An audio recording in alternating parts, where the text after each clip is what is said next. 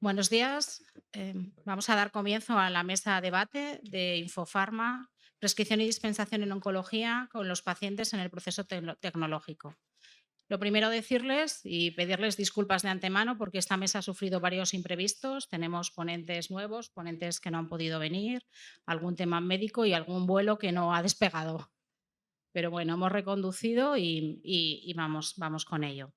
Vamos a comenzar con Garbiñe Liceaga, sí está en el programa, es farmacéutica hospitalaria, nos va a hablar desde el Hospital de Donosti, donde ella trabaja, no ha podido acudir presencialmente y es la coordinadora del Grupo Español de Farmacia Oncológica de la Sociedad Española de Farmacia Hospitalaria. También es coordinadora estatal del Grupo GEDEFO. Sí, Buenos días, Garbiñe. buenos días. ¿Queréis que empiece ya o vais a presentar a todos? No, puedes comenzar. Vale.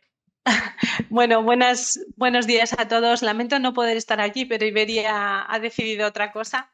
Y agradezco el esfuerzo de tanto de Flora Pérez como de la organización porque me pueda conectar. A ver, estas diapos se suponía que eran para presentar y iniciar el debate que espero que sea muy fructífero, pero mi posición hoy como farmacéutica del grupo GEDEFO, como representante de GEDEFO, es simplemente situar cómo está la farmacia oncológica a día de hoy desde el punto de vista técnico en el día a día para que veamos lo que hemos evolucionado y el salto cualitativo que tenemos que hacer en los próximos años. ¿Vale? Simplemente... sí, perdón. Situar para los que no conozcan a la farmacia hospitalaria española. Ahora actualmente somos casi 5.000 socios repartidos por toda la geografía y en concreto dentro de la farmacia hospitalaria española, que es el lugar donde se atiende el cáncer en España. Somos unos 500, más de 500 farmacéuticos con dedicación prácticamente exclusiva al tratar el cáncer. Muchos de nosotros, además, con capacitaciones específicas para atender oncología y hematología.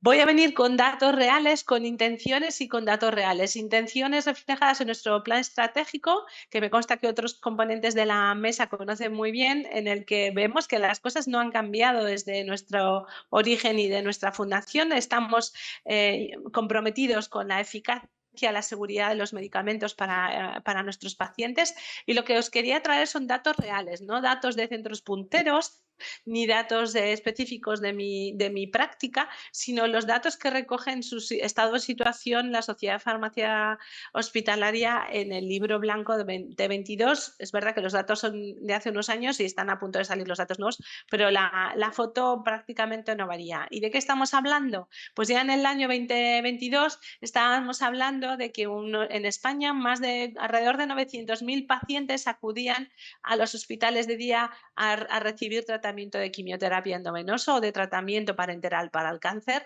y ya entonces más de 30.000 pacientes acudían a las consultas externas para recibir tratamientos ambulantes no parenterales en ellas. Estas cifras habían duplicado en 3 años desde el último estado de situación y puedo afirmar que se han vuelto a duplicar en los últimos años, y es esperar que con la prevalencia de la enfermedad esto siga aumentando. Es decir, es una parte importante de nuestra actividad. Y esta diapo es del 2010, es de nuestro compañero Gerardo Cajaravilla, refleja el proceso sistemático del día a día del farmacéutico oncológico y no ha cambiado. Hemos incorporado tecnología a este proceso, pero no ha cambiado, porque lo que hacemos es, a partir de datos clínicos obtenidos cada vez más automáticamente de los sistemas de laboratorio, anatomía patológica y las historias clínicas electrónicas, se produce una prescripción y una validación farmacéutica. Con ese conocimiento pasamos a una preparación y dispensación a la que incorporamos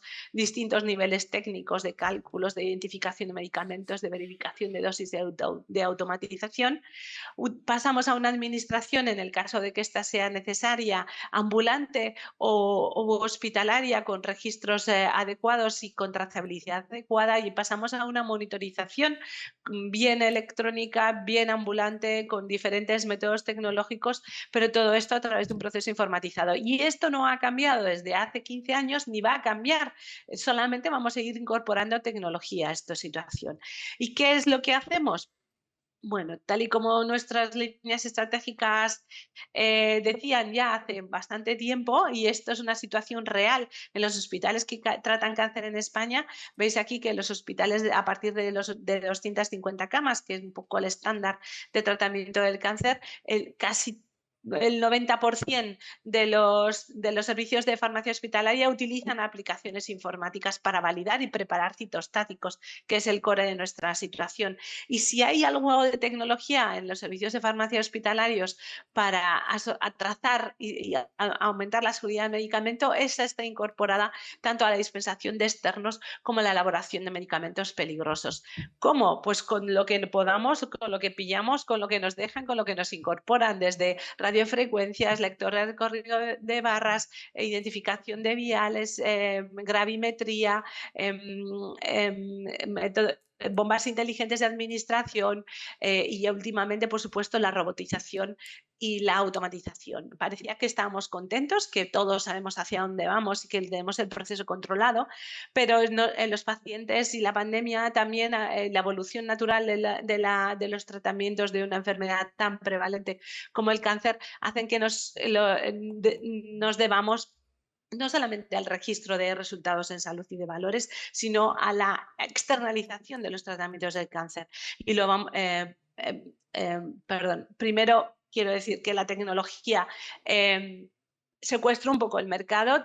Estos son datos de sistemas que utilizamos para la gestión de flujos de trabajo, sistemas de llenado que tenemos, robots de elaboración del mercado. Todos incorporamos esta tecnología antes o después, pero lo que estamos es pasando a la externalización de los tratamientos y al seguimiento domiciliario, intentando recuperar realmente resultados en salud a través de PROMs y PREMs de los pacientes, de experiencia de pacientes, de que nos ayuden tanto a adelantarnos a los problemas y a los efectos adversos que tienen los pacientes, como mejorar su experiencia y humanizar y ser más eficientes en todo en el mismo paquete. Estos son ejemplos de apps y de programas que nos facilitan la ambulatorización de pacientes, no solamente para medir resultados y para incorporarlos en el estudio y en la eficiencia, sino para, lo que he dicho, externalizar esos procesos directamente con telefarmacia o telequimioterapia, acercando a la administración con otros profesionales sanitarios de los tratamientos parentales al paciente, sino ya externalizando procesos por completo sin perder nivel de trazabilidad, de seguridad e indicación. Pero todo esto va a dar un vuelco con lo que nos están pidiendo. Lo que nos están pidiendo las organizaciones, lo que nos está pidiendo la Organización Europea y lo que nos están pidiendo nuestros pacientes es que empecemos a trabajar en red de manera eficaz y de manera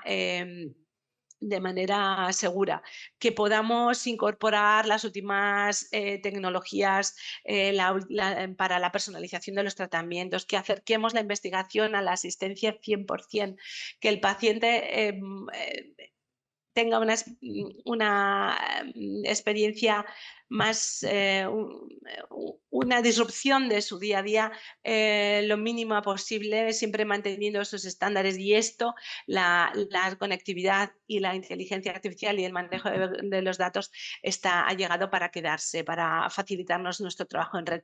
Y esta diapositiva con la que quiero terminar, porque quería iniciar el debate con ella, realmente la he tomado prestada a nuestro compañero Emilio Monte, que desde la FE está haciendo un gran trabajo por averiguar por poner en marcha estas herramientas para facilitar nuestro día a día, pero la pregunta es cómo va a impactar este salto tecnológico, el mismo que hemos vivido hace 10 años, cómo va a impactar este salto tecnológico en el día a día de la farmacia oncológica, sin olvidar que nuestra premisa es la seguridad y la eficacia de los tratamientos. Y con esto ya termino y doy las gracias a la mesa y estoy esperando el debate con todos vosotros. Muchas gracias.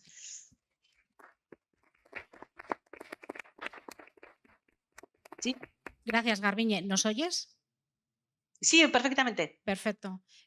Como ella además va a tener que desconectarse ahora, casi vamos a hacer ahora la ronda de preguntas de su intervención, aunque seguro Ah, que luego van a perfecto. salir, sí, por el tema de la conexión Zoom. ¿Alguna pregunta? De todas maneras, si te puedes quedar, yo no sé si te puedes quedar todo el rato, pues, vale, pues perfecto. Mútate, eso sí, ¿vale? Y continuamos, porque seguro que salen luego, surgen preguntas. Vale, a continuación vamos a escuchar a Ana Clopés, compañera de muchas batallas. Ella es directora del área del medicamento del Servicio Catalán de la Salud, del Departamento de Salud de la Generalitat de Cataluña desde diciembre de 2023. Es también profesora asociada en la Universidad Ramon Llull y previamente había trabajado en el ICO. Es doctora de farmacia por la Autónoma de Barcelona, farmacéutica especialista también, igual que Garbiñe, en farmacia hospitalaria por el Hospital de la Santa Cruz y San Pablo. Cuando quieras. Muy bien, muchas gracias. Se me oye bien, sí, ¿no? Bueno, lo primero, dar las gracias por dos motivos. Uno, por evidentemente que yo me hayáis invitado y que podamos estar en Cataluña en esta mesa. Y en segundo, por organizar la mesa, por el tema, por escogerlo y por seleccionarlo, porque yo creo que vamos a ir mostrando la necesidad, ¿no?, de cómo acompañar en un proceso complejo, en un complejo multidisciplinar con tecnología. Por mi parte, entiendo que vamos a irnos complementando en la mesa y, como habíamos hablado con la moderadora, vamos a ver, ¿no?, el punto de vista, en este caso, de una comunidad autónoma, cómo lo estamos orientando y cómo queremos dar respuesta. Para ello, voy a intentar ir, diríamos, del macro hacia el concreto, es decir, empezaré por explicar la visión, ¿no?, estratégica a nivel del plan estratégico de política del medicamento, para luego pasar específicamente a lo que sería el plan de sistemas y hablar en concreto ya del proceso oncológico. Para empezar, como decía, querría poner el marco estratégico del ámbito del medicamento en Cataluña, que estamos trabajando en este mismo momento. Se empezó a trabajar el 24 con escucha activa del sector y con trabajo, ¿no?, también de evaluación, evidentemente, de otros planes y la coherencia con el plan de salud de Cataluña. Se basa en estos 6 principios. Evidentemente, el objetivo, pues lógicamente, es el uso adecuado, buscando la máxima efectividad, seguridad y eficiencia de los medicamentos en Cataluña, orientado obviamente a las necesidades de los pacientes y también buscando, ¿no?, esta complicidad con los profesionales. Y se basa en 6 principios, que es el modelo centrado en la persona, la eficiencia y sostenibilidad, la continuidad asistencial y la equidad en el territorio, la calidad y seguridad de la asistencia y del uso del medicamento, la investigación y la innovación en el uso de este medicamento y las sinergias y alianzas estratégicas. Con ello, se pretende desarrollar 5 líneas estratégicas y el soporte de 3 bloques de herramientas, de líneas estratégicas, empezando por la central, y que consideramos que es la base y que voy a explicar un poco parte de ella, porque me va a dar pie a explicar lo que ya de alguna manera hemos preguntado y ha acordado con los profesionales, pues es que sea una política del medicamento no hecha en un despacho, sino participada por profesionales y por pacientes. Hemos empezado con profesionales, que hemos hecho y ahora lo compartiremos, y que en el año que viene haremos el proceso participativo con pacientes. Siguiendo así, diríamos, las líneas, ¿no?, de un reloj, el siguiente será toma de decisiones con conocimiento. En este caso es el marco evaluativo de decisión, que en nuestro caso es el programa de armonización. La gestión clínica, que es, ¿no?, se participa y hay conocimiento. A partir de aquí se corresponsabiliza profesional y ciudadano.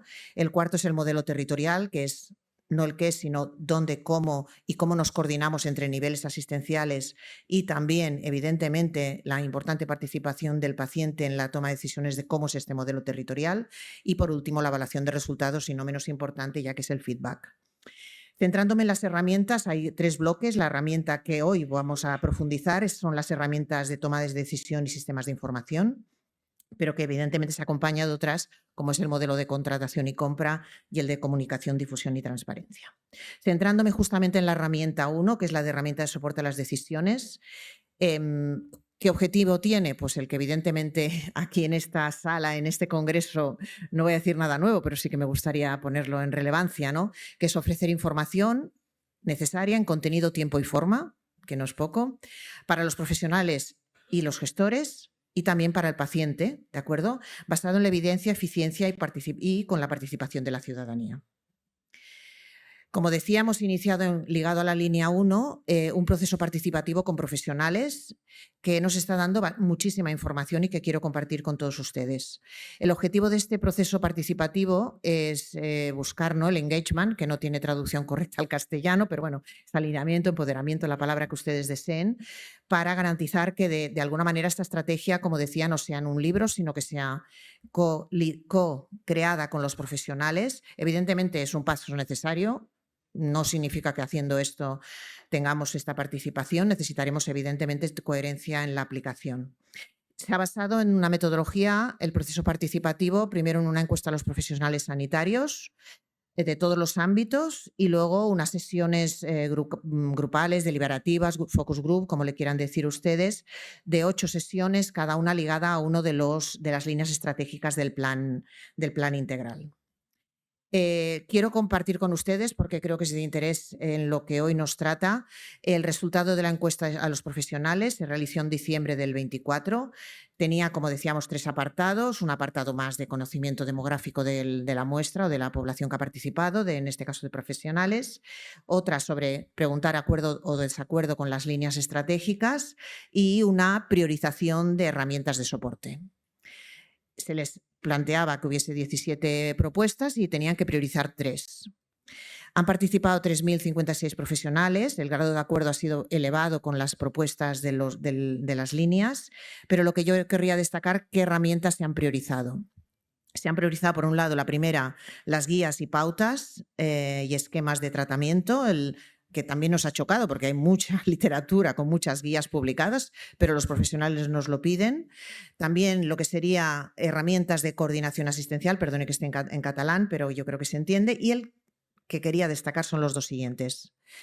El primero, que son las herramientas de soporte en el proceso terapéutico, es decir, en la estación clínica de trabajo, herramientas relacionadas evidentemente con medicamento, y entendemos que esto es así porque lógicamente el medicamento genera y es constante cambios de conocimiento, por lo tanto era una pregunta que les habíamos hecho porque queríamos escucharlo y tanto al coordinador de estrategia de TIC de Cataluña como a nosotros, que esta respuesta aquí nos ha hecho, pues yo creo que mucho soporte a las líneas de trabajo que estamos trabajando. Y el cuarto, y no menos importante, es poder disponer de un perfil terapéutico único con toda la medicación del paciente, tanto para el paciente como para el profesional, que incluya medicación de todos los ámbitos asistenciales. Siguiendo con ello, en la sesión deliberativa hubo una específica para trabajar el bloque 1 de herramientas, que es las herramientas ligadas a sistemas de información y uso de datos. Participaron 13 profesionales y hicieron 27 propuestas a añadir a las acciones que a partir del propio plan se desplegaban. Era un grupo multidisciplinar compuesto por asistenciales y también representantes de áreas de sistemas de información de las entidades proveedoras, tanto de primaria como de hospital, ¿de acuerdo? Y nos han propuesto, por un lado, pues disponer de más herramientas de soporte a la prescripción, siguiendo con la línea que también salía en la encuesta, y también en la validación y dispensación, disminuir la heterogeneidad de sistemas, también nos lo piden, ustedes conocen el sistema catalán y que estamos yendo hasta esa vía, desarrollar mensajería entre profesionales y también disponer de información integral de los tratamientos. O sea, total alineamiento entre la encuesta y lo que nos ha dicho el focus group. Vale, pues con ello voy al siguiente paso, que sería con ello que estamos haciendo a nivel de plan de sistemas en el ámbito de la prestación farmacéutica. Lo primero que querría decir es la total coordinación de las estrategias del plan integral con la estrategia digital del SISCAT, del Sistema Catalán de Salud. Estamos trabajando y además las líneas que se están mostrando así lo muestran. No es porque estén aquí los compañeros, es porque es así. En segundo lugar, lo que hemos hecho es un mapa de sistemas de información de la prestación farmacéutica. No pretendo que lo entiendan, ni que lo voy a explicar, simplemente para que vean la complejidad. Y estamos haciendo el camino hacia el 2030, lo que tenemos en el escenario actual 24-26 y lo que queremos ir al 27-30 con cierta ordenación seguramente y simplificación, pero sobre todo orientándonos a procesos y a las necesidades de profesionales y pacientes. Pero concretando un poco esta orientación y para tenerlo más simplificado, hablaría de 4 ámbitos. Ámbito de primaria y comunitario, ámbito hospitalario, que aquí es donde nos detendremos porque evidentemente es lo que tiene que ver con lo que estamos hablando hoy, ámbito ciudadanía, que también tiene que ver con lo que estamos hablando hoy, y ámbito de datos, que también. En el ámbito de primaria, simple y rápidamente, en lo que estamos haciendo a corto plazo, pues es todo lo que sería la mejora de la usabilidad de la herramienta actual, pero estamos trabajando para un nuevo sistema, lo que llamamos el GES ambulatorio, que va ligado, ¿no?, al proyecto GES global, en el cual habrá un nuevo módulo terapéutico y que incorporará evidentemente PREMS y PROMS. En el ámbito hospitalario es lo que llamamos el proyecto GES Pharma, incluye 2 grandes ámbitos, que es el ámbito del nuevo registro de resultados que tenemos ya actualmente de la medicación hospitalaria de dispensación ambulatoria, que explicaré a continuación porque tiene mucho que ver con el proceso oncológico, y también implementación de sistemas de gestión del proceso terapéutico con esta, ¿no?, coordinación y camino hacia sistemas compartidos, ¿vale?, tanto en el paciente ingresado como en el paciente ambulatorio, y es aquí donde hablaremos en el ámbito del paciente oncológico. Ambos ámbitos compartirán un sistema experto que estamos ahora desarrollando, que modificará el actual, tendrá más dimensiones y servirá tanto para los ámbitos ambulatorios como el ámbito hospitalario, evidentemente también salud mental y intermedia. En el ámbito de ciudadanía, ustedes ya conocen nuestra herramienta de la MEVA Salud. En el ámbito de la medicación estamos trabajando para mejoras en el plan terapéutico, incluyendo planificación para el paciente, para que lo pueda disponer, alertas para el propio paciente en diferentes ámbitos y adherencia. Y en el ámbito de datos, que sería la 4ª columna y no menos importante, creo que se está hablando mucho a lo largo de todo el Congreso, pues evidentemente se está trabajando en un nuevo formato de catálogo, coordinación con el espacio de datos catalán. Se está trabajando hacia el arquetipado en OpenAir también en el ámbito del medicamento, cuadro de mandos y lo estamos abriendo a proveedores, y por último tenemos una pequeña cápsula que le llamamos de trabajo, que le llamamos Centro de Inteligencia Artificial del Medicamento, donde estamos haciendo pruebas concretas y para ir avanzando hacia modelos conocidos. Bueno, dentro de esto también detallar otros proyectos que tienen que ver, obviamente, como es la digitalización de la prestación ortoprotésica y todo lo que es la mejora en los sistemas de facturación, tanto hospitalarios como ambulatorios. Bueno, lo que vamos a detallar es especialmente el ámbito hospitalario, que es el que evidentemente nos relaciona con el ámbito de lo que estamos hablando hoy. Aquí hay dos grandes proyectos. El primero, que sería todo lo que es el nuevo registro de resultados de la medicación hospitalaria, con este arquetipado OpenAir, que va en paralelo a todo lo que es el trabajo de gestión del conocimiento de la estrategia TIC. Incluye, evidentemente, que sea información centrada en el paciente, de estandarización y simplificación de las variables clínicas. Es todo el trabajo que se ha hecho durante el año 24 y parte del año 25.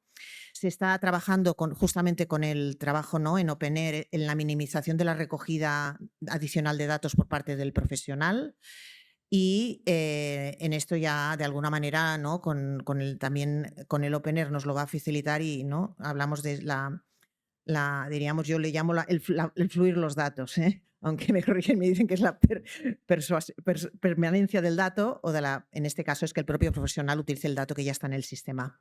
Y también la integración de los formularios en el momento de la prescripción. Y el otro gran bloque sería todo lo que es, y ambos aplican al ámbito del medicamento y en el ámbito también del proceso oncológico del paciente con cáncer, sería todo lo que es la mejora del sistema de información en el proceso terapéutico del paciente ambulatorio, cubriendo todos los procesos, disponiendo de herramientas de soporte para la toma de decisiones para los profesionales y trazabilidad y seguridad en el proceso. Y es aquí donde de alguna manera estuvimos y se ha estado dando, ¿no?, análisis de mercado y análisis también, bueno, como ya ha presentado Garbiñe, las diferentes herramientas, pero también a nivel internacional, y la decisión final que estamos tomando, la línea de trabajo actual, es utilizar una herramienta desarrollada en nuestro propio territorio, en nuestra comunidad autónoma, en este caso del Instituto Catalán de Oncología, como herramienta que pasa y ofreceremos a los proveedores como herramienta de sistema. A partir de aquí voy a detallar un poquito más en profundidad lo que puede aportar la herramienta. Decir que la primera diapositiva con la que empiezo es coincidencia, no, en absoluto, porque con Garbiñe compartimos muchas cosas. Piensen que yo vengo del mundo oncológico y al fin y al cabo me sigo considerando farmacéutica oncológica. Bueno, pues el proceso es el que ha explicado Garbiñe, ¿de acuerdo? Entonces, ¿qué ha de tener el proceso? ¿Qué ha de dar la herramienta que ayude en el proceso? Pues obviamente seguimiento de cada uno de los subprocesos que tiene este proceso, que incluye pues la prescripción, la programación y agendar en el hospital de día, la validación, la preparación, la distribución, la administración y la dispensación, con seguimiento de resultados y toxicidades y evidentemente con dos ámbitos que son de alta importancia en una gestión compleja, en un proceso complejo multidisciplinar, que ha de ser una gestión integral tanto de la parte de gestión del conocimiento como de la gestión en el ámbito de seguridad y calidad.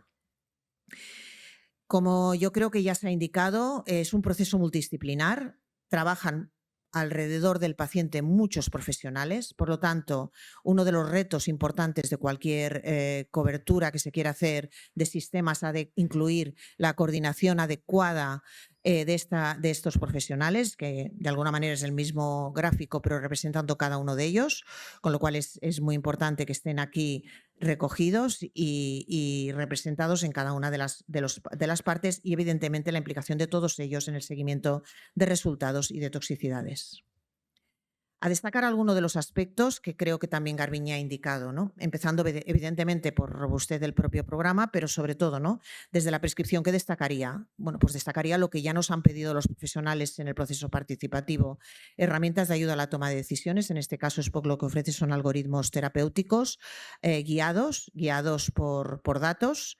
El segundo, integración con sistemas diríamos que también el paciente, no únicamente lo tenemos en el hospital, el paciente oncológico está transmural, porque al fin y al cabo está en todos los ámbitos y evidentemente pues es un paciente que puede tener y debe tener una muy buena conciliación por parte de su médico de familia, seguimiento por parte de su médico de familia, con lo cual también pedimos que tenga esta integración con la receta electrónica ambulatoria. También tendría que haber toda la parte de programación ligada a protocolo y esto en este caso SPOC lo tiene. Cuando queremos decir esto quiere decir que esté ligado, que si el protocolo dura 2 horas, se programa 2 horas en la agenda o si dura, lo simplifico. Y también se nos ha pedido, y SPOC también lo tiene, que sea para otros hospitales de día no oncológicos como podrían ser los hospitales de día polivalentes que cada vez están creciendo más en nuestros ámbitos hospitalarios. A nivel de la validación, todo lo que es el soporte al farmacéutico en herramientas y alertas, que esto también lo tiene desarrollado SPOC, voy diciendo lo que ya tiene. En cuanto a la preparación, trazabilidad y la integración con la robotización, en la distribución alertas a la seguridad, pensemos que hay hospitales complejos con varios pabellones, y todo lo que es la parte de enfermería, administración y plan de cuidados, que incluya los planes de cuidados ligados a protocolos, trazabilidad y conectividad con bombas. Y, por supuesto, todo lo que es el seguimiento de resultados y también la gestión de esquemas de pago por resultado, la adaptación a una estructura en red y red asistencial entre conexión con hospitales y, por supuesto, y lo más importante, yo diría, guías y protocolos. Rápidamente, porque veo que voy con poco tiempo, ¿verdad, Flora? Que ya me estoy pasando. Bueno, simplemente algunas, lo mismo que acabo de decir con mensajes más concretos, en este caso sería ayudas a la prescripción con algoritmos terapéuticos y seguimiento de resultados ligados a la prescripción. En la preparación, todo lo que sería trazabilidad y utilización de tecnologías de Data Matrix u otras que podrán haber, en este caso es poco utilizada Data Matrix, alertas en la preparación, utilización de gravimetría para el control de calidad y interface para la robotización con sistemas externos de robots, dispensación ambulatoria, tanto herramientas de ayuda al profesional como lo que sería ayudas de ayudas para el paciente, como en todo lo que sería información de la medicación para el paciente y planes terapéuticos. Aquí pues se incluye cálculos de adherencia, tecnología también de seguridad y trazabilidad con tecnología BIDI, etcétera. Y luego en la parte de administración y plan de cuidados, bueno, todo lo que es la programación del hospital de día, organizar la agenda, distribuir los tratamientos, y destacaría en la administración todo lo que es los dispositivos y lectura con PDA y el registro de actividad de enfermería, tanto de valoración del paciente, el plan de cuidados, curso clínico, catéter, etcétera, ¿vale? Para cerrar y para luego dejar ya apuntes a la discusión, 4 aspectos que yo creo que hemos de buscar, ¿no? Y que de alguna manera pretendía mi presentación. Por uno, tener una estrategia compartida, paciente, profesional, sistema y entre, ¿no?, en este caso, con visión también sistémica. Segundo, orientación a las necesidades de los pacientes y de los profesionales. Esto ha de ser nuestro leitmotiv, claramente. Y en este caso intentar ver cómo podemos dar respuesta. El tercero, orientación a procesos, un proceso complejo, multidisciplinar, con lo cual necesitamos esta coordinación dentro del proceso entre profesionales y con la información básica, que es básica para que se conecten adecuadamente, y con el paciente, y también aspectos de seguridad tan importantes en los fármacos oncohematológicos. Y por último, y no menor, la evaluación de resultados para poder ver estos tratamientos que estamos utilizando, qué resultados están teniendo en vida real y poder hacer feedback en nuestra toma de decisiones. Con esto cerraría y luego entramos en la discusión en la conjunta con la mesa. Gracias, Ana. Si os dais cuenta, hemos empezado con Garbiñe, nos ha descrito todo lo que es el proceso terapéutico oncológico, prescripción médica, validación farmacéutica, preparación y dispensación y administración. Acabamos de ver con Ana todo lo que es la planificación y la gestión del medicamento desde el Servicio Catalán de la Salud. Muy buen apunte, todo lo de la participación y todo el proceso que nos ha dado a conocer. Y ahora seguimos un poco el hilo y vamos a ver cómo se materializa todo esto con el apoyo de la tecnología. Hemos visto varios apuntes de tecnología, tanto en la presentación de Garbiñe como en la de Ana. Preparación, ayudas a la prescripción, seguimiento de resultados. Bueno, pues ahora vamos a tener a Carlos. Carlos es el director médico de Palex, una empresa que está trabajando en este sector y en otros, y nos va también a presentar un proyecto concreto de cómo nos puede ayudar la tecnología en todo este proceso terapéutico oncológico que estamos viendo. Gracias. Bueno, muy bien. Gracias a SEIS por invitarme a Inforsalud 2025, especialmente una mesa que yo creo que aúna también temas de tanta relevancia como es la prescripción farmacéutica, la salud digital y la oncología. Yo creo que son 3 temas que ya solo ellos de manera independiente tendrían suficiente peso como para ser tratados en mesas separadas, pero tenemos la suerte de poder trabajar los 3 temas juntos. Antes de nada, yo voy a hacer un pequeño disclaimer. Yo soy una persona que por educación y por trabajo está muy focalizada en lo que es la medicina de precisión, en la salud digital aplicada al diagnóstico y a la patología computacional. Lo único es que espero estar a la altura del resto de mis contertulios y lo poco o mucho que sepa, trasladarlo al tema de la mesa. Una pequeña palabra sobre lo que es la medicina de precisión, que es un tema recurrente sobre el que se habla mucho. Algo importante en la medicina de precisión es recordar que en realidad es la combinación o el producto de 2 desarrollos distintos.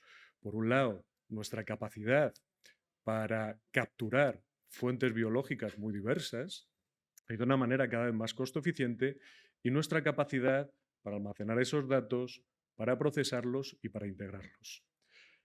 Un apunte adicional es que cada vez se habla más, ya no de medicina de precisión, sino de salud 4.0.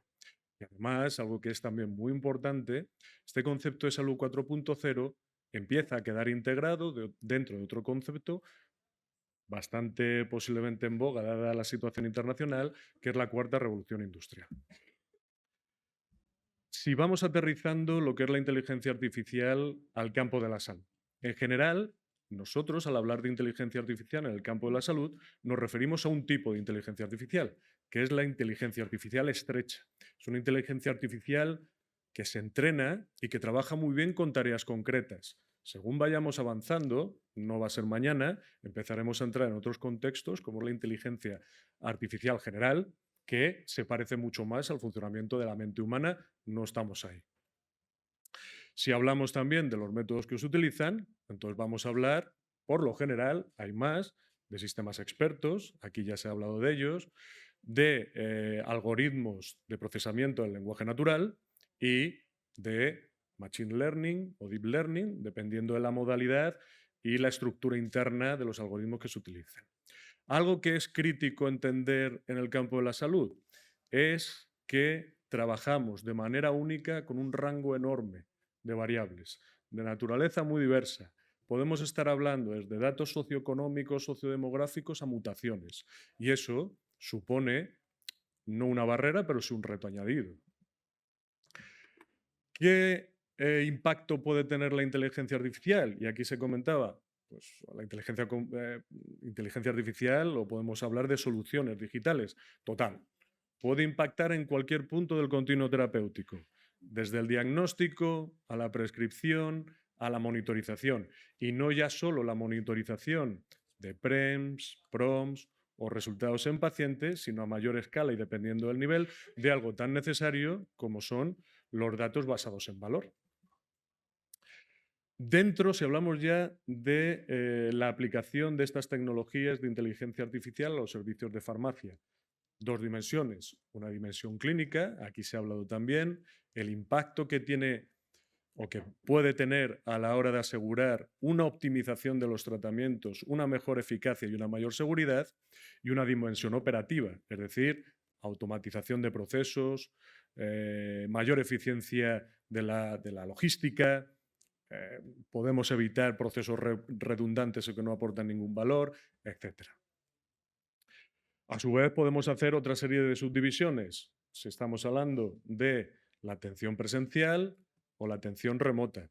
La atención remota hay herramientas que a mí me parecen muy interesantes, que son la captura de datos o, por ejemplo, ayudas que dan soporte a la adherencia a los tratamientos, lo cual en muchas ocasiones es un verdadero problema. Y como ya hemos mencionado, algo que a nivel de sistema nos interesa tanto como es capturar el valor real de las intervenciones terapéuticas o tecnológicas que nosotros ponemos al servicio de los pacientes. Pues todos son pros a favor de la inteligencia artificial. Bueno, sí. El problema de la inteligencia artificial, que es verdad que añade un grado superior de complejidad, bueno, pues esas barreras o esos retos pueden ser intrínsecos al nicho tecnológico o de contexto. Si nos vamos a las barreras o los retos internos del nicho tecnológico, tenemos que poder, cosa que no es siempre fácil, asegurar la calidad de los datos. Los algoritmos, en muchas ocasiones, por su propia naturaleza, son opacos, son cajas negras. Es difícil evitar los sesgos sistemáticos y eso a veces ha generado problemas y problemas graves en el pasado, ¿vale? Estoy pensando en un proyecto en su día y que ahora parece que va en un mejor carril, que fue el proyecto Watson en oncología. Y, por supuesto, todo lo que tiene que ver con seguridad de los datos. ¿Cómo aseguramos la seguridad de los datos y cómo encontramos un equilibrio entre costo-eficiencia y escalabilidad y seguridad, ¿no? Hay mucha discusión ahora que si optamos por soluciones on-premise o optamos por soluciones en la nube. Y tenemos dificultades externas. ¿Qué dificultades externas son esas? No contamos con un marco evaluador ni regulador. No tenemos nada que se asemeje al marco que utilizamos para decir si un fármaco o otro tipo de intervención es bueno o mala. Es verdad que ahora en abril se presentará en el Ministerio el marco evaluador que la red de agencias de evaluación de tecnología sanitaria ha preparado. La inteligencia artificial es una de las tecnologías que allí se presentarán. Y, por supuesto, todo lo que tiene que ver con infraestructuras y financiación. El otro día leía que prácticamente la innovación tecnológica y la innovación biomédica se duplica cada 18 meses. Aquí el problema nunca va a ser la innovación tecnológica, ¿vale? Hemos entrado clarísimamente en una fase exponencial. Aquí el problema es que, digamos que el ancho de banda que tenemos como sistemas sanitarios para dar recorrido a esa tecnología no es suficiente. Necesitamos más ancho de banda. ¿Cómo se consigue esto? Y esto le sonará a ICIAR de un pasado evento. Básicamente poniendo a los interlocutores lo más juntos posible, al nivel que sea, público-privado, ministerio, comunidades autónomas entre ellas. Porque, claro, hemos trabajado en un contexto que es completamente distinto y a veces opuesto a lo que necesitamos. Y resetear el sistema a la velocidad a la que nos exige la innovación tecnológica es difícil. ¿De dónde podemos beber? Estamos en Madrid, me voy a permitir hacer referencia a Madrid. Bueno, hay proyectos como la Consejería de Digitalización de aquí de Madrid que te pueden ofrecer claves que a lo mejor podríamos aplicar al sector salud. Tenemos el Centro de Innovación Digital, donde a su vez hay un consejo asesor compuesto por todas esas compañías innovadoras y que funcionan de manera coordinada con los decisores, con la administración. Creo que ese tipo de iniciativas, que ese tipo de ecosistemas pueden servir mucho a la hora de aumentar ese ancho de banda que creo que necesitamos. Después, sobre soluciones concretas, dónde creemos que puede estar lo más inmediato, yo creo que eso se va a tratar durante la mesa, así que yo creo que de momento lo podemos dejar aquí. Pues continuamos. Si os dais cuenta, estamos haciendo un camino, lo has llamado proceso continuo terapéutico. Hemos hablado del proceso farmacológico, hemos hablado de todo lo que es la planificación y la gestión. Acabamos de escuchar el soporte tecnológico, ya hemos visto que se puede aplicar a muchos de los puntos de ese proceso. Y ahora quiero dar las gracias a ICIAR Martínez López, que, bueno, como ha habido un cambio de una ponente, a última hora nos ha hecho el favor de poder participar en la mesa y nos va a contar cómo encaja todo esto en una estrategia de medicina personalizada, en concreto de Baleares. Ella es la coordinadora de genómica de la Comunidad Autónoma de Baleares. Gracias. Gracias a vosotros por la amable invitación. Lo lamento, pero no tengo presentación, evidentemente. Me han dicho hace 10 minutos que participara en la mesa, entonces me vais a tener que aguantar un poco así. Bueno, mi trayectoria, Ana me conoce mucho. Yo he sido durante 20 años farmacéutica hospitalaria, previamente soy bióloga molecular y actualmente desde hace 10 años soy coordinadora de genómica de mi comunidad y también jefa de servicio de genética del servicio de referente de la comunidad. Lo digo porque durante la presentación, bueno, durante la conversación que podemos mantener, voy a intentar transmitir los gaps que considero que como farmacéutica hospitalaria y desde el mundo con la incorporación de la nueva cartera de genómica podemos utilizar para que nos sirva para tener un buen plan estratégico de la medicina de precisión. Entonces, voy a intentar cambiar un poco la visión. Todos lo estamos creo, centralizándolo en los hospitales. Creo que es un error. Todos nosotros somos pacientes en algún momento y habitualmente nuestra vía de entrada como pacientes nunca es el hospital. Habitualmente es a través del médico de primaria. Empezamos con colesterol alto y empieza ahí nuestra carrera generando datos que son interesantes para los pacientes. Bueno, pues siento decirles que con la cartera de genómica los datos no los creamos ahí, los datos los creamos desde antes del nacimiento, porque estamos haciendo ya secuenciaciones en pacientes con orientaciones diagnósticas de imagen que pueden ser necesarias para luego hacer una salud preventiva predictiva que puede tener mucho interés. Si esto lo trasladamos al área de la oncología, el área de la oncología evidentemente se empieza en el momento, deberíamos poderlo empezar con síntomas que se detectan desde la medicina de primaria, no se están detectando. Habitualmente se detecta ya desde que el paciente acude o a un servicio de medicina interna donde hacen una orientación oncológica o a un servicio puramente de oncología donde hacen el diagnóstico con la colaboración de los compañeros de anatomía patológica. Y es en ese momento en el que ya tenemos un nombre de una patología que nos va a provocar, según tenemos actualmente las fichas técnicas de la Agencia Española del Medicamento, la prescripción de un tratamiento farmacológico, que solo puede ser ese porque no existe aún muy claramente definidos los conceptos de terapias agnósticas. Con la incorporación de la cartera de genómica se ha incorporado no solo muchos datos genómicos de tumor que vamos a tener que tratar, sino que además se incorpora una serie de medicamentos que cuando tienes una mutación accionable son los que se van a poder administrar. Y esto además se tiene que incorporar esta medicina de precisión a todo el área de la farmacogenética que se está incluyendo, que también se ha incluido en la cartera. Con lo cual vamos a tener, por una parte, un genotipado de un tumor, que nos va a decir a qué fármacos es sensible ese tumor, un genotipado de nuestro paciente que nos va a decir qué fármacos metaboliza mejor, qué fármacos metaboliza peor, qué profármacos no va a poder metabolizar, con lo cual no tiene sentido administrarlos porque no va a poder tener eficacia. Y todo esto vamos a necesitar aplicaciones de inteligencia artificial, casos de uso que nos permitan trabajar de forma continua lo que es el seguimiento del paciente. Esto es lo que estamos trabajando desde las diferentes comunidades. En la Comunidad Balear, como ha comentado esta mañana mi director de prestaciones, tenemos el proyecto GENIP 6P, donde está establecido este data lake, donde está establecido cuáles son los casos de uso primeros que se van a trabajar, van a ser las peticiones armonizadas con todos los, incluyendo lenguaje natural, incluyendo variables ómicas, para poder llegar a una petición realmente útil y enfocada para poder hacer la prueba diagnóstica que realmente sea certera para ese momento, para ese paciente y para ese tipo de patología.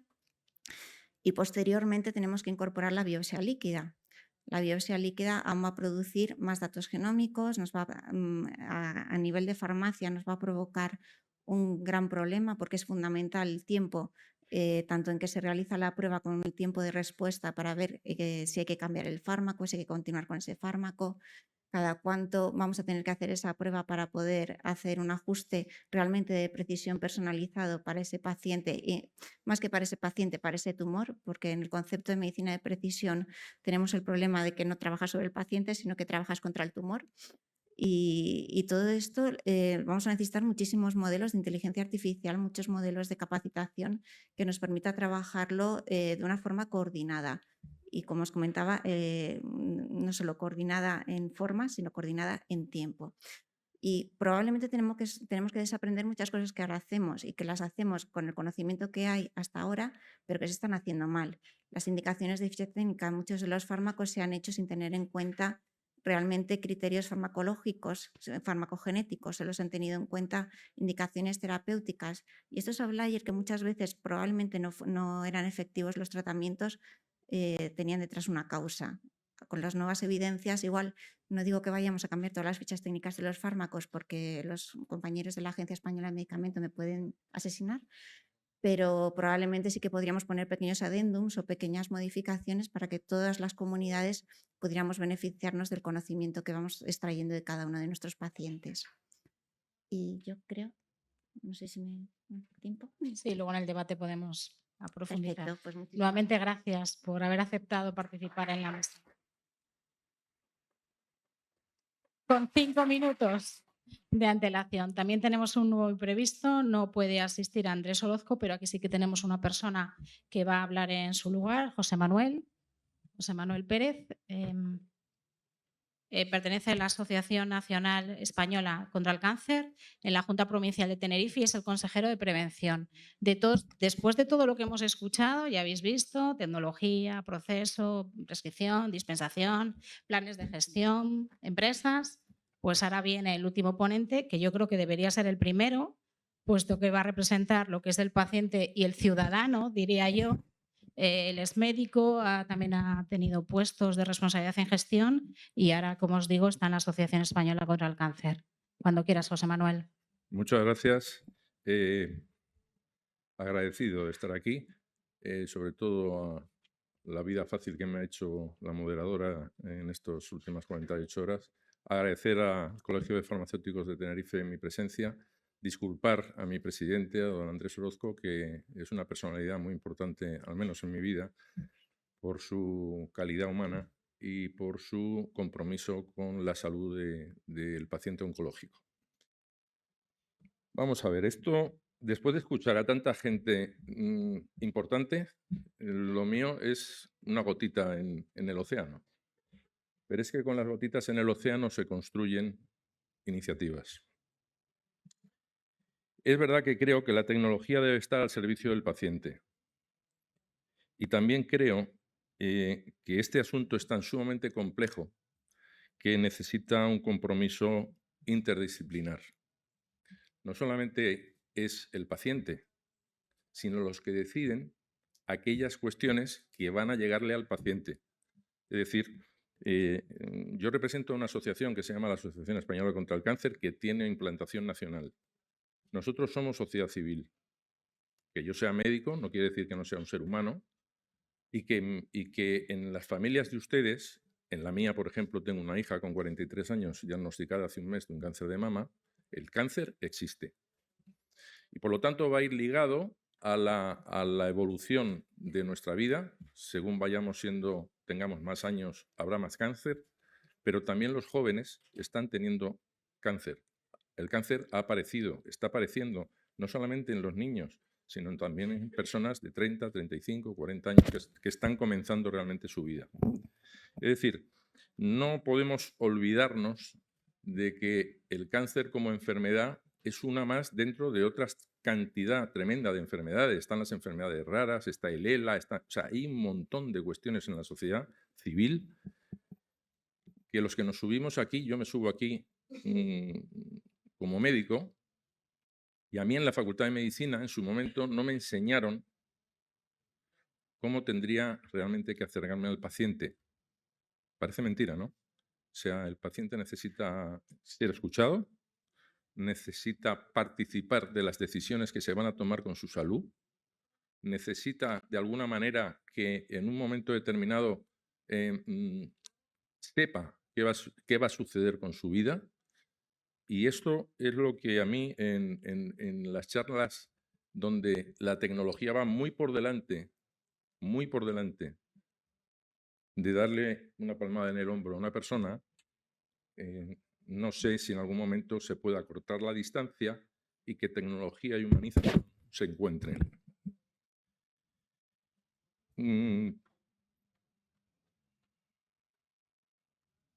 ¿Saben ustedes qué es lo que siente un paciente oncológico? ¿Alguien es consciente de lo que significa tener cáncer? En la familia de cada uno de ustedes hay personas que ya han padecido la enfermedad o la van a padecer. Iba a decir al final de mi disertación que nosotros tenemos una pequeña cosita en los folletos que repartimos para los pacientes y familiares. No hay que olvidarse de los familiares, que eso sí que es un soporte, y no tecnológico precisamente. Decimos que 1 de cada 2 hombres y 1 de cada 3 mujeres padecerá cáncer en algún momento de su vida. Se paran 2 segundos, lo piensan y se dan cuenta de la magnitud del problema añadida a la complejidad tecnológica que se requiere para hacer llegar a esos pacientes todo lo que significa la ayuda que se les puede proporcionar desde los diferentes sistemas de salud en cada comunidad autónoma, en cada lugar donde se encuentre una persona con cáncer. Pues miren, un paciente oncológico es un ser humano que lo primero que le dicen, ¿tiene usted un cáncer?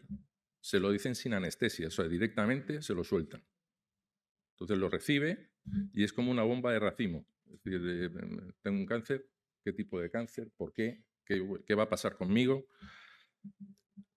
De repente empieza un proceso psíquico de angustia, de miedo, de pánico a lo que pueda suceder con su vida, se entristece y sobre todo se encuentra o percibe que está tremendamente solo. Porque aunque está rodeado de personas, de familias, está absolutamente solo. No es capaz de articular un pensamiento positivo porque cree que la vida se le va a ir en los próximos meses de su vida.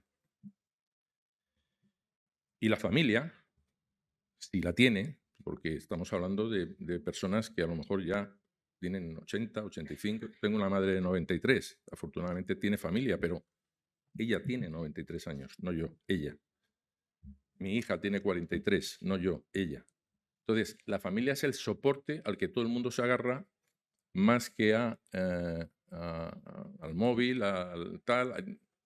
Y ellos, el propio paciente, además utiliza Internet y el móvil para saber que le diga qué es lo que va a suceder con su vida. Y en esa información hay muchos sesgos y lo puede llevar a situaciones que desde un punto de vista le puede perjudicar. Creo que aquí se necesita un enfoque global en el problema del que se está hablando hoy. Creo que, como todas las cosas de la vida, la calidad de las decisiones a tomar es muy importante para el devenir de lo que vaya a pasar y a suceder. Creo que hay que contar y hay que tener en cuenta que puede haber errores en el proceso que va a tener el paciente y se le debe de explicar. Creo que en todo este conjunto de actos que se tienen que tomar participan, por supuesto, compañeros míos médicos, oncólogos, la farmacia, la farmacoterapia, la radioterapia, el tratamiento en general de la enfermedad del cáncer. Y eso, hacérselo comprender al paciente es complejo. Porque el paciente hay un momento en el que al principio está psíquicamente muy mal, después quiere saber qué decisiones vas a tomar con él y después si lo vas a curar. O si se tiene que enfrentar a una situación lamentable en la cual su vida como ser humano, pues eso, que te digan que tienes que ir a paliativos, que dignificar de alguna manera el final de un proceso, porque no estamos hablando solamente de que la tecnología se ponga de parte para ayudarlo, sino que el ser humano como tal puede acabar su vida por una enfermedad. Es decir, darle soporte en su propia casa. En fin, esto ha cambiado mucho porque la gente las llevan a las residencias y en las residencias se mueren solos. En los hospitales generamos una cama, una habitación. Tuve la suerte de poder ser director médico en 2 épocas de mi vida, compatibilizándolo con mi profesión de ginecólogo, y me tocó en una isla canaria, que es la isla de La Gomera, en la que me fui en el 2004 por un accidente, por unas cuestiones que suceden en mi vida personal y acabo aterrizando en Canarias y allí llevo 20 años. Tuvimos que crear una habitación especial dentro de un hospital para que el paciente tuviera un final digno. Porque de todas estas cosas no nos damos cuenta. En el final de nuestras vidas ya el móvil no te sirve, ya el ordenador no te vale. Te vale una serie de circunstancias que vienen sobrevenidas por el comienzo de una enfermedad que al final, aunque haya habido la aplicación, como he escuchado aquí al compañero que me ha encantado, de la medicina de precisión y la inteligencia artificial, la vida se acaba. Desgraciadamente, esto es una cuestión que nos va a suceder a todos. Y con esto quiero meterme en el asunto que realmente me ha traído hasta aquí, que es la brecha digital. Es decir, he hablado de la isla de La Gomera, no sé si saben dónde está, pero hay como 20.000 personas que viven allí. Por ponerles un ejemplo que podría poner en Castilla y León, podría poner aquí Navacerrada, podría poner los Montes Gallegos o los Picos de Europa. Un paciente se enferma. Entonces, afortunadamente, la administración pública comienza a ofrecer los servicios sanitarios públicos para atenderlo. Y hay otras personas que tienen la capacidad de poder acudir a sus sociedades médicas o específicamente a un médico, lo que llaman medicina privada, y es que te recibe un compañero y te atiende. Pero claro, ¿cómo tú llegas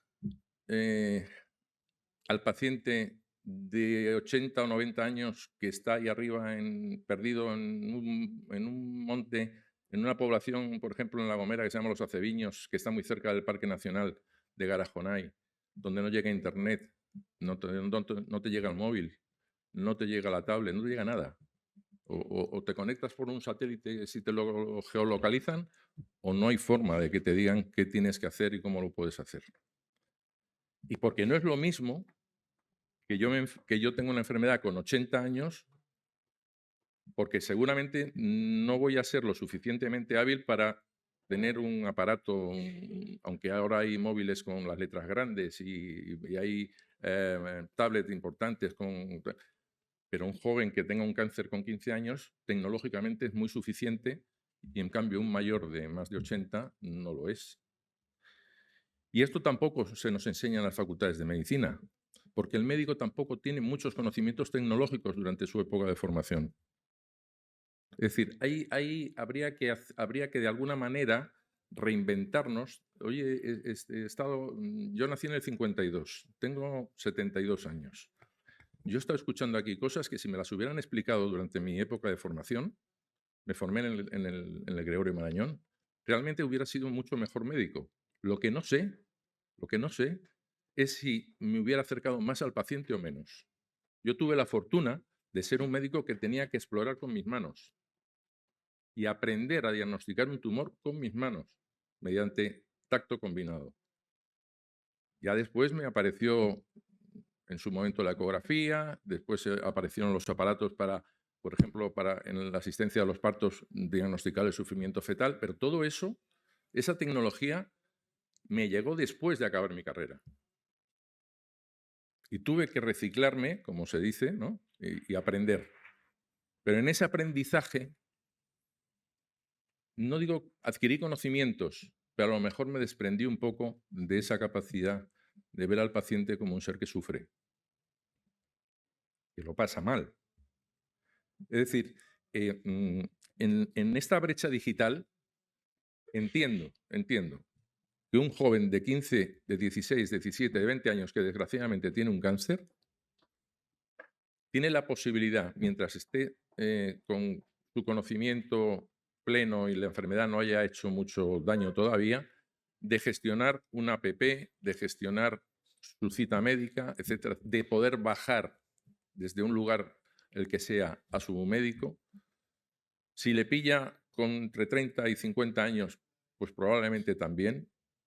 Pero si empiezas a sumar de 60 para arriba, ya comienza a haber un problema en cómo van a acceder esas personas que viven en entornos lejanos, porque el cáncer no es el mismo, no sé cómo explicarles, no es lo mismo tener un cáncer en Madrid que tener un cáncer en La Gomera, se lo aseguro.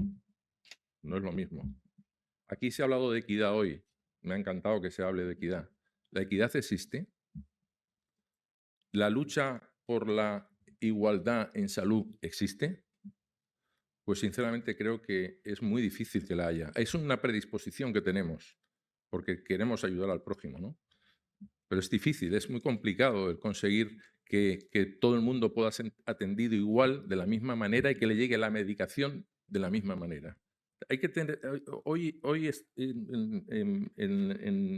me lo apunté por aquí porque realmente mi memoria ya comienza a ser también deficitaria. Pero hablamos aquí de prescripción, de validación, de dispensación, etcétera, etcétera, etcétera.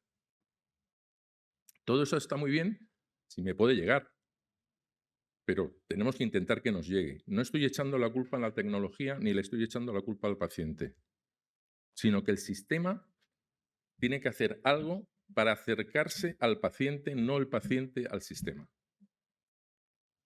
Porque si no, cuando ustedes sean pacientes, será cuando se den cuenta de que el sistema está cojo.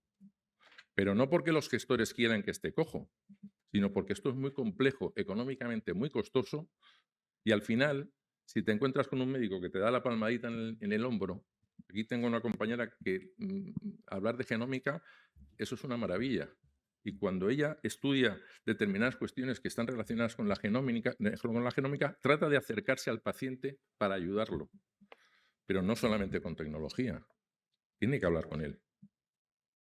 Es decir, no podemos robotizarnos todos. Tenemos que tratar de ver la otra parte también. Y acabo ya porque he consumido mucho tiempo. Creo que, o yo por lo menos por mi condición humanista, que la tengo, y no hubiera sido médico, creo que a estos congresos tienen que venir los pacientes. Creo que hay que sentar a un paciente y preguntarle qué ha entendido de todo lo que ha escuchado y cómo le afecta a él. ¿Cómo le afecta a él todo lo que aquí se ha hablado? Y si va a ser posible que él pueda tener beneficio de todo lo que la tecnología le puede ofrecer. Porque, vuelvo a repetir, no es lo mismo tener un cáncer en Nueva York o en Madrid que en un pueblo perdido de Castilla-La Mancha, que en un pueblo perdido del Pirineo, que en un pueblo perdido de donde ustedes quieran. No es lo mismo. Porque aunque el sistema le va a dar lo que necesita hasta que llegue a que lo consiga, porque hoy estamos todos con el asunto de las listas de espera y la lista de espera quirúrgica y tal. Es que no debía de haber listas de espera, pero existen. ¿El sistema lo puede resolver? Muy difícil. ¿Es culpa del sistema y de los gestores? No. Pero tendríamos que inventarnos algo para que de alguna manera, en situaciones en las cuales el paciente realmente sabe que si no se opera es probable que su metástasis se lo lleve por delante, ahí es donde tiene que intervenir la voluntad del médico que lo va a atender. Y eso es lo que suple al sistema. Al sistema le suple que un compañero mío diga, mañana te veo, ven sin hora. Al final la humanización en la medicina no depende tanto de la tecnología, depende del corazón y de la formación vocacional que cada uno de nosotros tengamos como profesionales. Así es que cuidemos de los pacientes porque los pacientes son los que marcan el camino de los procesos terapéuticos que vayan a venir y se hace a través de su propia enfermedad. No olvidemos que son la parte fundamental del sistema. Muchas gracias.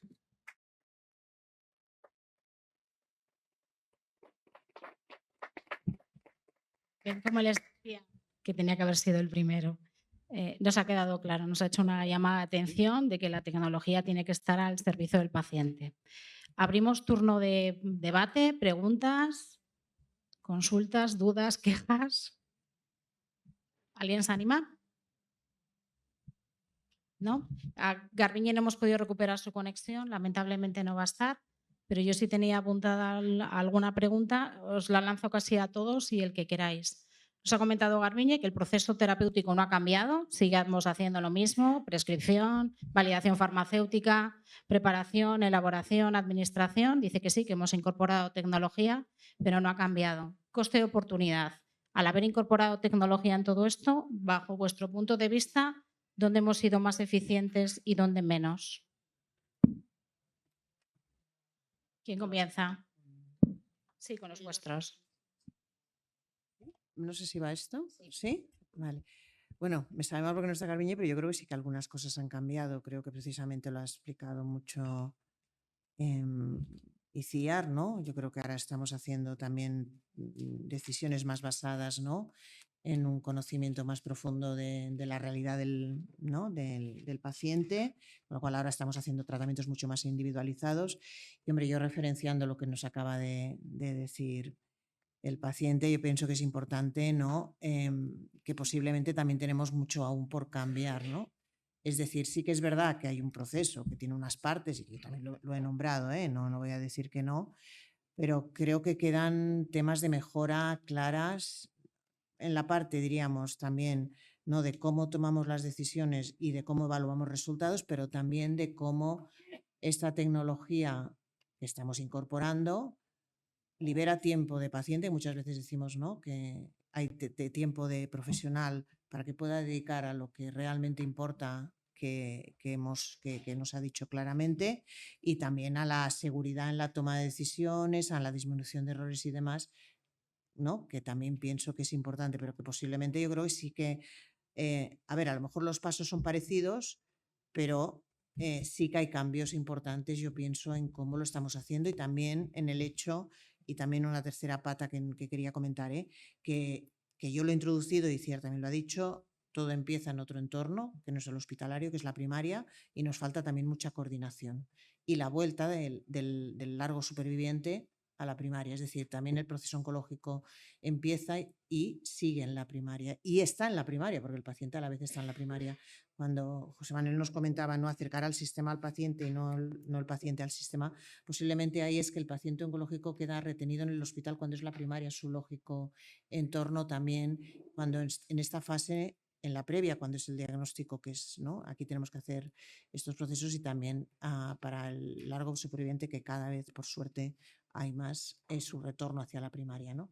Entonces yo pienso que ahí también creo que estamos haciendo pasos, pero queda también por hacer, queda mucho reto. ¿Algo que destacarías? ¿Dónde hemos sido más eficientes en esta incorporación de tecnología y dónde menos? Pues hay dos cosas. Que uno, que el mayor favor que se le puede hacer a un paciente es que no llegue a ser paciente. Y a ese respecto, una de las grandes derivadas de la medicina de precisión, como comentaba Itziar, era que pasamos de un modelo que en general es intervencionista y basado en la prescripción a uno profiláctico y basado en la prevención. Ahí la inteligencia artificial va a ser clave, va a ser clave. No va a llegar inmediatamente, pero hacia eso vamos. Y muchas compañías, muchos desarrolladores están invirtiendo ahí en grande. Bueno, el Senado de Estados Unidos ya ha puesto en marcha proyectos basados en la prevención, en el cribado, con herramientas de inteligencia artificial, y son programas de estudios de 150.000, 200.000 personas. Por otro lado, es verdad que ¿qué es lo que tenemos de manera más inmediata? Bueno, tenemos ya una serie de soluciones que ya están ahí y las hemos comentado hoy. También lo ha mencionado Itziar. Yo creo que lo que va a ser inmediato es la combinación entre la evolución muy rápida de los métodos de farmacogenética y farmacogenómica con la inteligencia artificial. Estaba el otro día viendo que la velocidad a la que los sistemas de análisis farmacogenético evolucionan pues prácticamente ahora somos capaces de hacer 3 veces más rápido lo que hacíamos hace un año. Y luego una última cosa, pues efectivamente yo soy hijo de paciente con cáncer.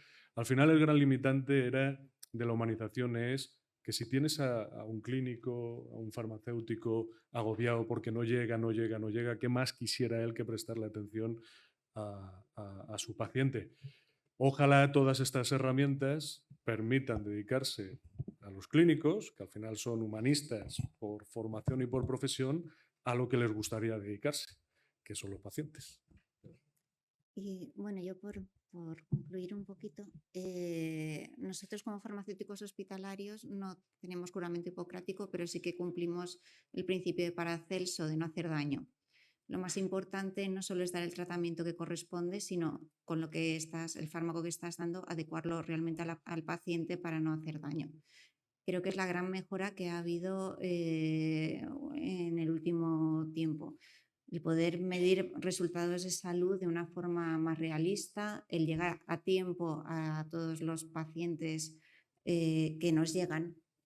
Ahí estoy de acuerdo completamente con el paciente. No nos llegan todos los pacientes, pero los que nos llegan a hacer a tiempo las determinaciones y administrarles los fármacos adecuados para ese paciente en esas condiciones y en ese momento anatomofisiopatológico de ese paciente que es dinámico. Y luego el gran cambio es en todas las partes que son germinales, en todos los tumores germinales, el poder hacer estudios de familias, el poder hacer cálculos de riesgos reales, el poder hacer seguimientos de familias, porque no hay nada que dé más miedo que un diagnóstico sin saber qué supone. Entonces, la incertidumbre es terrible. Nosotros venimos del mundo de minoritarias y hemos aprendido mucho de lo que supone el miedo a un diagnóstico que no sabes qué va a sucederles a tus hijos. Y esto es lo que se ha trabajado más en el área de onco y creo que es la gran ventaja que hay actualmente. 2 por lo menos de vosotros habéis comentado también la necesidad de trabajar en red, ¿no? Crear ecosistemas, compartir conocimientos. ¿Alguna experiencia que nos podéis trasladar que hayáis formado parte? Porque ya sabéis que en nuestro país no somos muy acostumbrados a compartir. Bueno, nosotros con mi querida Ana tenemos un convenio desde el 2020, creo recordar, con el ICOM Baleares y compartimos las bases de datos de nuestras familias. En Baleares, Cataluña tienen mucha relación de toda la vida y nos encontrábamos con que muchos pacientes de las islas en algún momento habían consultado a Cataluña y al revés, y tenemos una red integrada de las familias, trabajamos conjuntamente en esto. Luego también hay proyectos asistenciales que al fin y al cabo el proyecto SIGENES no deja de ser un proyecto en red de todas las comunidades, donde vamos a tener, es cierto que son las variantes curadas, o sea, las variantes claramente definidas como patológicas asociadas a un fenotipo hoy por hoy, pero bueno, pero ya es un principio. Y luego también está el proyecto UNICAS, que también es un proyecto en red en el que participamos todas las comunidades dirigidos a enfermedades minoritarias pediátricas. Y en las empresas, nos has lanzado una posible patronal de empresas de salud digital. ¿Alguna experiencia en algún otro país? Sí, a ver, es que tampoco a veces tendemos a pensar que vamos peor que nadie. Y realmente no es así, es que funcionamos en sistemas distintos al que nos solemos reflejar, que es Estados Unidos. Estados Unidos es que funciona de una manera completamente distinta a nuestros sistemas sanitarios. Es verdad que hay ejemplos, Lo que hacen son los datos. quizás los más avanzados están los países nórdicos. Estoy pensando en el proyecto Connect, que es un consorcio de colaboración público-privada. Aquí hay iniciativas muy interesantes que pueden ser un germen de lo que ocurre en esos países con sus variantes y que puede ser Biocat, pero todas esas iniciativas van hacia la creación de ecosistemas donde las partes hablan mucho y muy a menudo. Porque es el estar en esta mesa y yo me entero de cosas que no sabían y que son de mucho valor para mí. Eso hemos vivido hasta ahora en sistemas que están muy compartimentalizados y que funcionaban relativamente bien porque eran nichos tecnológicos o eran, llamémoslo como queramos, que tenían 20, 30, 40 años, entonces ya llevaban inercia. Aquí digamos que hay que resetear el sistema y esos ejemplos están de momento fuera. Ya veremos si dentro poco dentro, pero vamos en buena dirección. ¿Lo mismo? Sí, no, simplemente a nivel de redes, que además es que ha sido, ¿no?, el hecho de que estemos aquí Ciar y yo, pero aparte de esto quería comentar, ¿no?, en Cataluña que se está trabajando, ¿no?, hay un proyecto de redes importante a nivel de hospitalario, justamente porque lo que ha comentado José Manuel es así y justamente para llegar allí donde no, de que el hospital terciario, el hospital comarcal, la atención primaria del Pirineo estén ligados. Esto es importante trabajar en red, o sea, eso es, pero que estamos en un entorno tecnológico, yo diría lo mucho que puede hacer la tecnología en ello. Es decir, ahí es muy importante porque la información, la historia clínica sea única, ¿no?, compartir el plan terapéutico único, que yo he ido insistiéndolo también, es decir, ahí hay mucha parte que la tecnología ayuda muchísimo. No solamente el taxi que pueda bajar al paciente al Hospital Vall d'Hebron, sino el hecho de la tecnología que tenga el médico de familia en el Pirineo, de la información que se está generando en el Hospital Arnau de Lleida o que pueda ser, ¿no? Nosotros, en este sentido, yo creo que sí que hay una línea de trabajo importante y, bueno, si queréis datos también lo podemos compartir. Ya está, simplemente era esto. Hola, yo es una pregunta a las farmacéuticas hospitalarias. Un poco más, sí, yo soy Domingo, soy de Palex y estoy asistiendo, bueno, aquí como compañero de Carlos. Entonces, bueno, por mi pasado yo tengo cierto conocimiento por la farmacia hospitalaria y claro, oyendo tanto a Garbiñe como a Ana, pues, bueno, veo que yo creo que la farmacia española, hospitalaria española, es la más avanzada de Europa. Es decir, sí o sí, y la oncológica todavía más. Entonces, claro, veo las diapositivas y pienso, madre mía, con todo lo que se está haciendo, porque estáis haciendo muchas cosas, la tecnología ya la tenéis. Es decir, la hacéis para todo, la prescripción, la validación, tenéis automatización, armarios inteligentes, tenéis gravimetría, tenéis robotización, tenéis prácticamente todo. Y lo utilizáis. Entonces, no sé bien cuál es la necesidad concreta que tenéis. O quizá la tecnología ya está aquí. El problema es cómo la implementamos, a qué velocidad. ¿Tenemos los recursos? ¿O os falta algo que no exista ahora, hoy día? Algoritmos, inteligencia, la hay. O sea, ¿os falta algo? ¿No será más un poco, hostia, no hay tantos recursos para ello? O, ¿cómo nos coordinamos? Si ya sabemos que hay 17 comunidades y cada una, ya comentaba al inicio en un diálogo, que cada uno tiene sus pequeños matices. Entonces, claro, queréis trabajar con vuestros matices en vuestra comunidad, pero luego eso hay que llevarlo a otras, ¿no? ¿Cómo nos comunicamos? ¿Trabajamos en red? ¿No creéis que la dificultad no es tanto esa tecnología que ya la tenemos, sino cómo lo hacemos, cómo lo aplicamos, cómo vamos de rápido? Igual que la tecnología no vamos a ir de rápido. Pero oye, sí ya está. Es decir, habéis hecho un plan, se puede, no sé si me explico. Sí. Porque ya hacéis muchas cosas, ¿eh? A ver, yo posiblemente, mi posición doble que he tenido de farmacéutica de hospital y ahora a nivel de gestión en comunidad autónoma, me puede dar una visión. Yo he dado algunas pistas, creo. O sea, yo creo que sí que es cierto que, y estoy 100% de acuerdo, o sea, no tenemos... El avance que se ha hecho ha sido importantísimo, sobre todo dirigido a seguridad de paciente, pero yo creo que sigue quedando ámbitos, y vuelvo a lo que he comentado hace un ratillo antes. Yo creo que hay que dar mayor soporte a la toma de decisiones en el ámbito del propio prescriptor y sobre todo del paciente, insisto. Es verdad que hay brecha tecnológica, pero hay herramientas, es decir, la gente lo que hace es conectarse a Internet. O sea, no podemos trabajar un poquito más y en este sentido yo creo que hay línea. Segundo, evaluación de resultados. Estamos trabajándolo, yo creo que también estamos poniendo piedras importantes a nivel internacional desde España. Y yo, decirme que lo diga con orgullo, en Cataluña también, pero es verdad que nos queda mucho camino por hacer porque son procesos complejos. Y tercero, insisto, la propia conectividad dentro del sistema y la primaria y el ámbito hospitalario ha de estar mucho mayor conectado para el servicio del paciente oncológico. Y yo añadiría sociosanitario. Sí, totalmente. Última pregunta porque ya estamos... Hola, buenos días. Yo soy Carlos Díaz del Colegio de Farmacéuticos de Tenerife. Era más bien una reflexión porque al hilo de que lo acaba de recordar mi tocayo Carlos, tenemos que... El mejor favor que le podemos hacer al paciente, lo acaba de decir él, es que no llegue a ser paciente. Y los programas de prevención, y aquí José Manuel lo sabe perfectamente, los programas de prevención, por ejemplo, del cáncer de colon, algo perfectamente prevenible. En Cataluña tenéis un programa magnífico, por lo hacéis también a través de la farmacia comunitaria. Tenemos que tener una tecnología un poquito más acercada al paciente. ¿Por qué?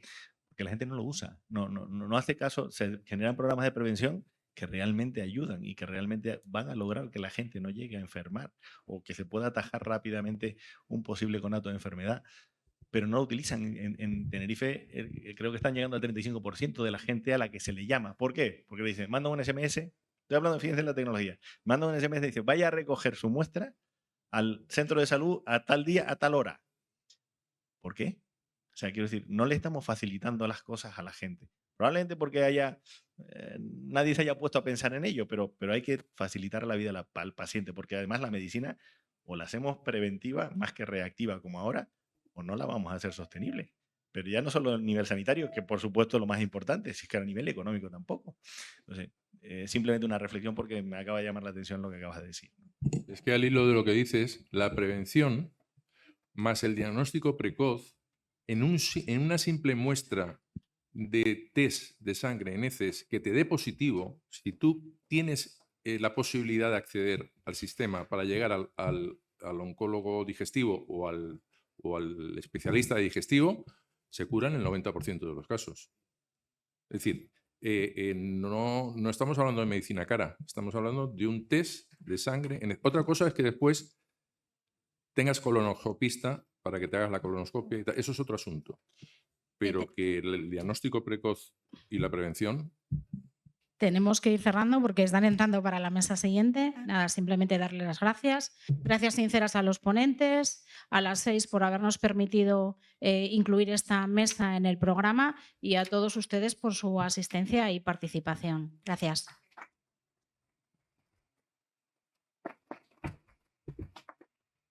Muy bien. Un placer. José Manuel, un placer. Ese tocayo tuyo es amigo. Buena gente. Buena gente.